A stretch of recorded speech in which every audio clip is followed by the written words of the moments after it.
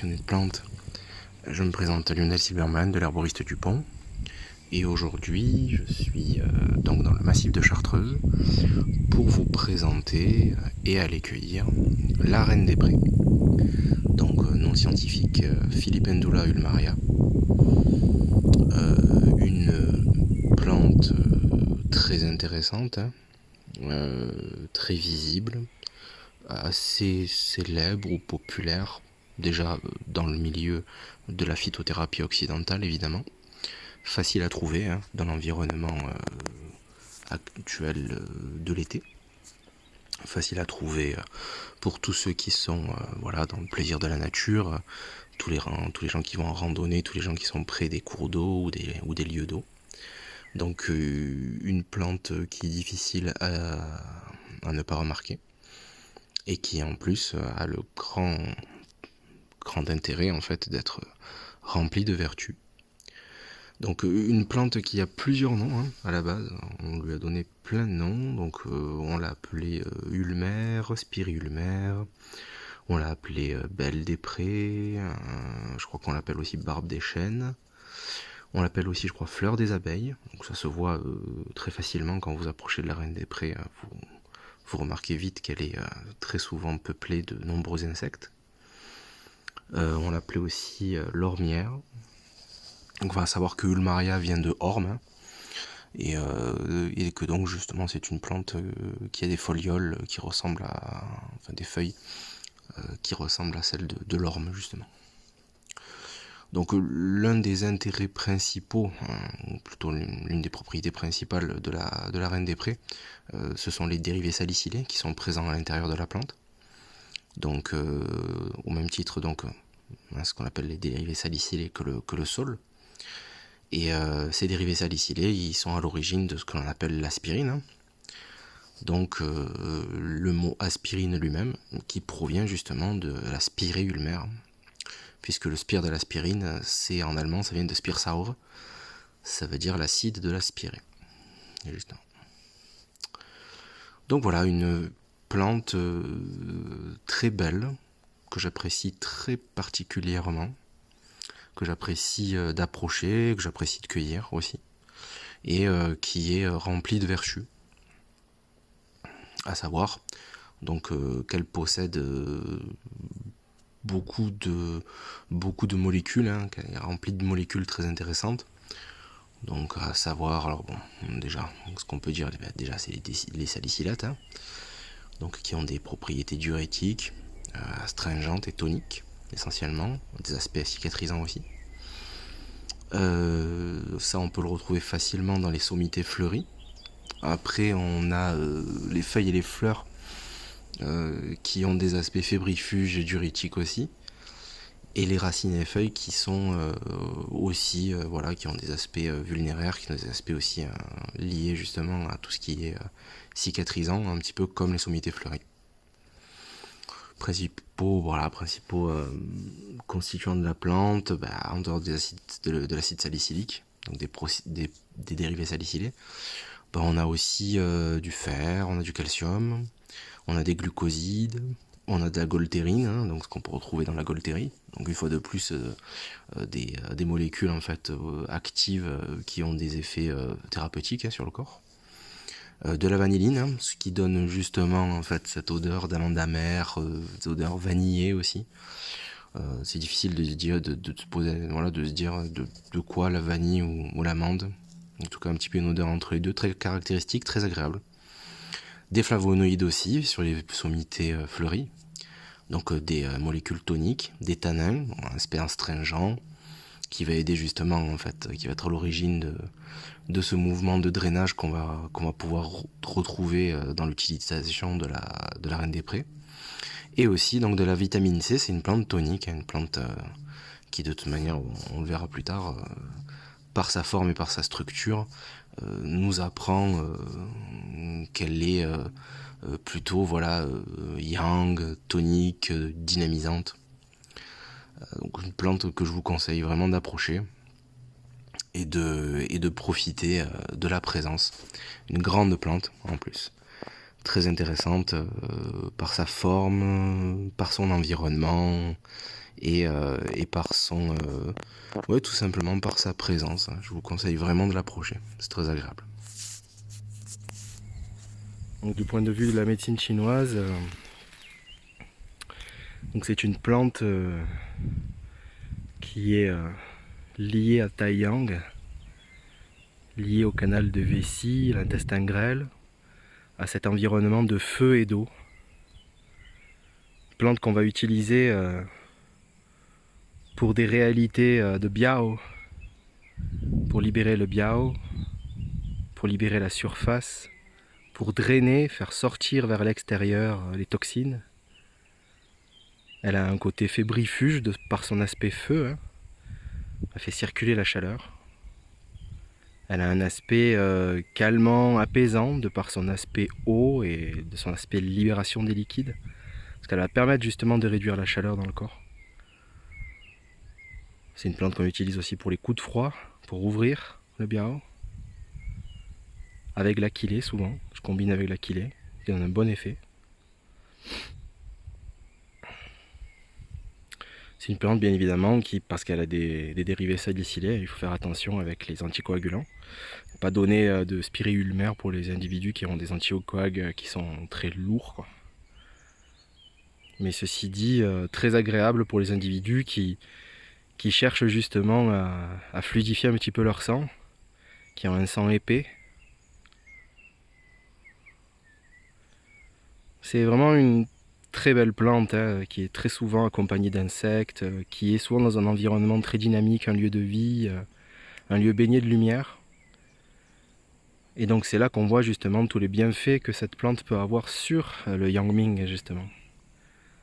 Avec un très très bon rapport entre Taiyang et Yangming dans cette plante, qui permet justement d'adoucir l'estomac, plus que de l'endommager. C'est vraiment une plante douce et subtile,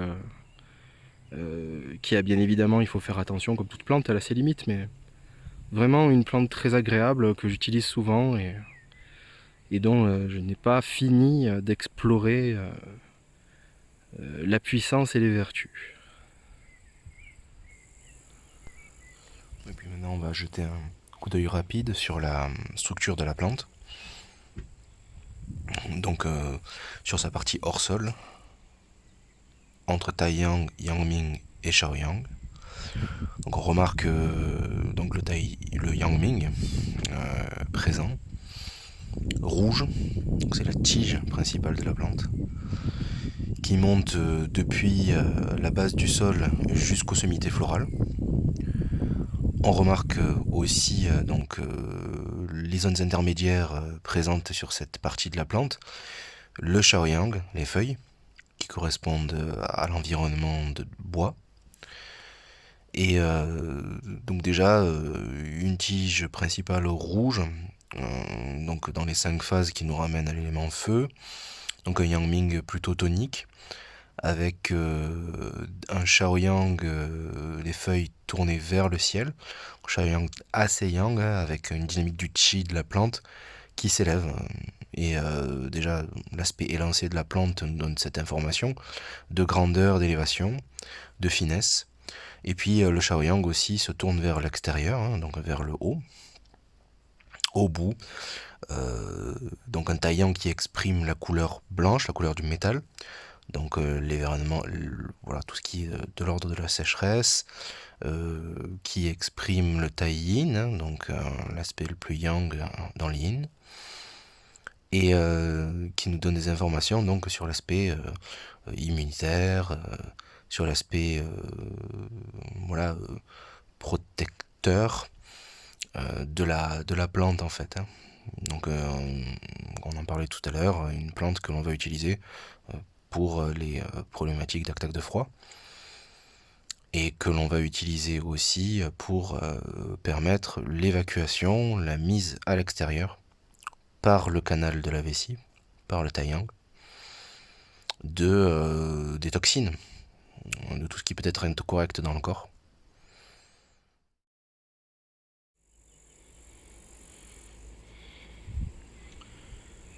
Donc voilà pour résumer les propriétés de la plante.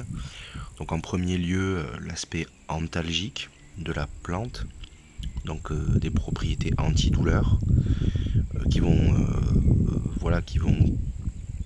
aider l'environnement articulaire déjà. Donc des aspects antidouleurs sur les problématiques articulaires, les maladies articulaires chroniques aussi. Sur les maux de tête aussi, c'est un bon antidouleur pour tout ce qui est céphalée.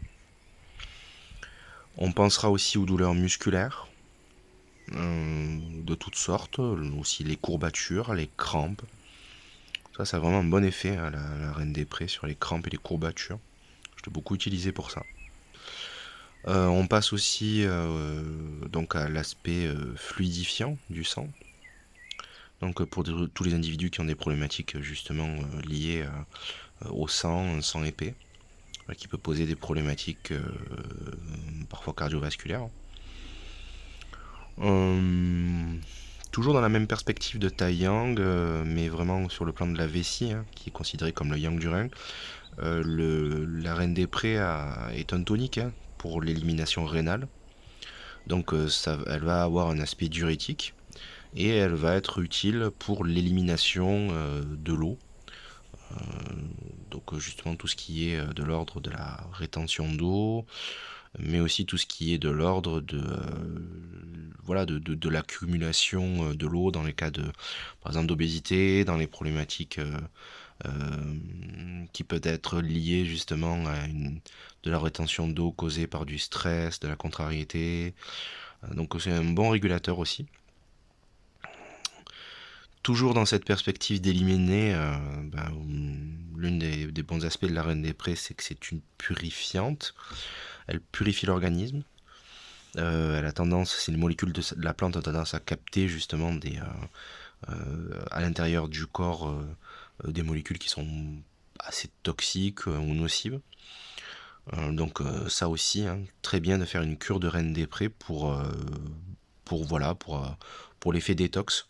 Une cure détox à reine des prés, c'est vraiment bien. Puis aussi, voilà, comme c'est la grand-mère de l'aspirine, hein, puisque l'aspirine est issue de la reine des prés et du saule, donc elle a cet effet que l'on recherche à travers l'aspirine. Puis l'un des avantages qu'elle a par rapport à l'aspirine pour les gens qui y sont sensibles ou même allergiques, c'est qu'elle va être beaucoup plus douce et qu'elle n'aura pas l'effet secondaire que l'on peut retrouver souvent avec la prise régulière d'aspirine sur l'estomac, le tube digestif.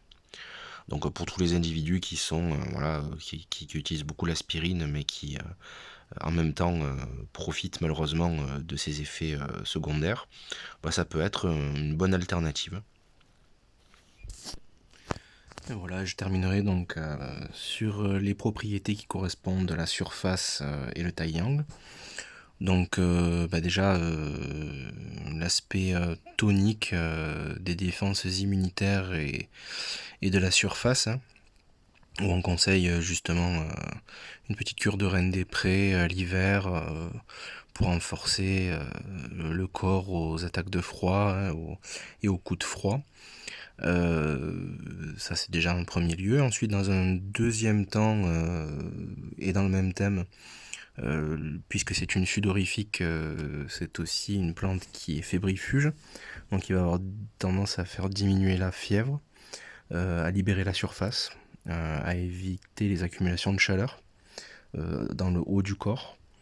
Ce qui rejoint justement l'emploi contre les céphalées. Et si on reste dans une perspective de médecine chinoise, comme elle est reliée à Taiyang, c'est une plante qui va avoir tendance à tonifier et à appeler Taiyin.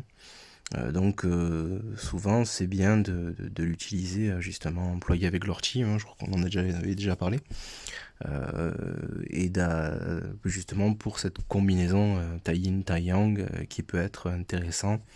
Mes collègues et amis praticiens comprendront cet intérêt. Voilà, et puis pour les contre-indications, Déjà, comme on disait, hein, pour l'aspect fluidifiant en fait, et les dérivés salicylés de la Reine des Prés, l'éloigne de toutes les personnes qui ont déjà un traitement fluidifiant sur le plan sanguin. On n'en rajoute pas, hein. Tous les gens qui ont un sang déjà naturellement trop fluide aussi, hein, la Reine des Prés, c'est pas intéressant d'accentuer. La Reine des Prés est un diurétique, hein, on est dans l'élément eau, canal de vessie, donc elle évacue, hein, c'est une évacuante. Donc comme c'est une évacuante et une drainante, pour tous les individus qui sont en manque de liquide, la Reine des Prés n'est pas conseillée.